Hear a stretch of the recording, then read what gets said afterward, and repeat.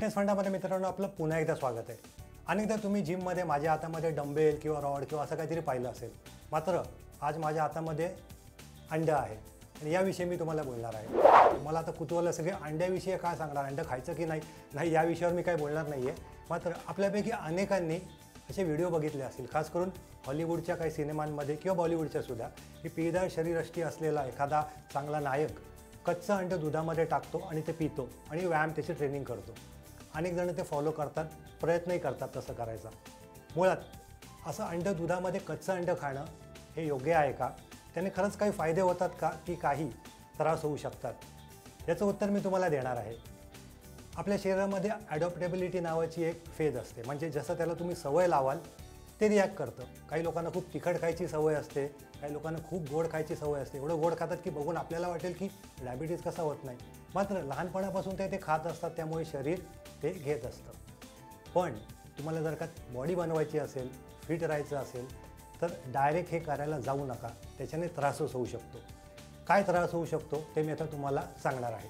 पहिलं, डायजेशन म्हणजे पचायला हे खूप कठीण आहे। तुम्ही नव्याने व्यायाम सुरू केलात तर दूध आणि अंडी हा पारंपरिक आहार आहे, तो घ्यायलाच हवा।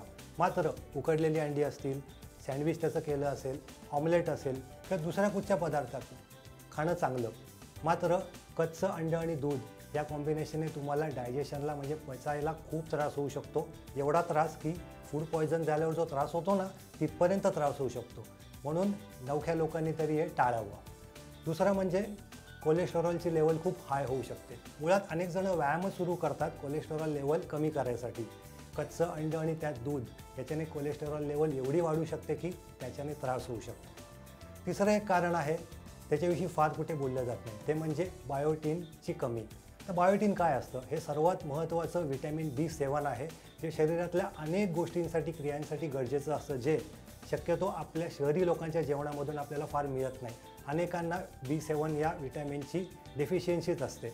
जर तुम्ही अंड्या हे दुधामध्ये टाकून जर खाल्लं तर बॉडीमध्ये बायोटीन जे असतं म्हणजे व्हिटॅमिन B7 ते ॲब्झॉर्ब करायसाठी आणि शरीराला पुरवायची जी प्रोसेस असते त्याला ते त्रास देतं। त्यामुळे आधीच आपल्या जेवणामध्ये व्हिटॅमिन B7 कमी असतं, त्यात असे प्रकार केले तर शरीराला त्याची कमतरता भासू शकते।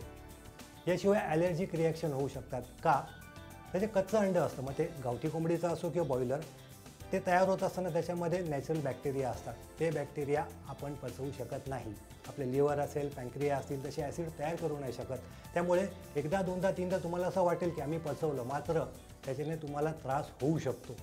त्यामुळे मित्रांनो, बॉडी बनवायची असेल, फिट राहायचं असेल, त्याचे खूप फायदे आहेत। आता तुम्ही म्हणाल की काही लोक हे करतात, आमच्यासमोर करतात, आम्ही बघतो। मग मी म्हटलं तसं की काही लोकांना लहानपणापासून सवय असते, हे खास करून खेळाडू, बॉडी बिल्डर, वेटलिफ्टर आणि रेसलर जे असतात, वर्षानुवर्ष हाय प्रोटीन डाएट म्हणजे 30-30, 40-40 अंडी, 1-1 किलो चिकन जे तुम्ही आठवडाभरात पण नाही संपवणार, खूप केळी, फळं खाऊन खाऊन त्यांच्या शरीराची डायजेशनची सिस्टीम असते तयार झाली असते। त्यांचं लिव्हर, त्यांचे पॅन्क्रिया त्या पद्धतीने ॲसिड तयार करत असतात डायजेस्ट करायसाठी। मात्र आपण हे करायला गेलो तर त्याच्याने त्रास होईल। त्यामुळे फिटनेस, डाएट संबंधी व्हिडिओ नक्की बघा, मात्र असे की ज्याच्यातून तुम्हाला माहिती मिळणार। असे व्हिडिओ तुम्ही म्हणाल कुठले असतील?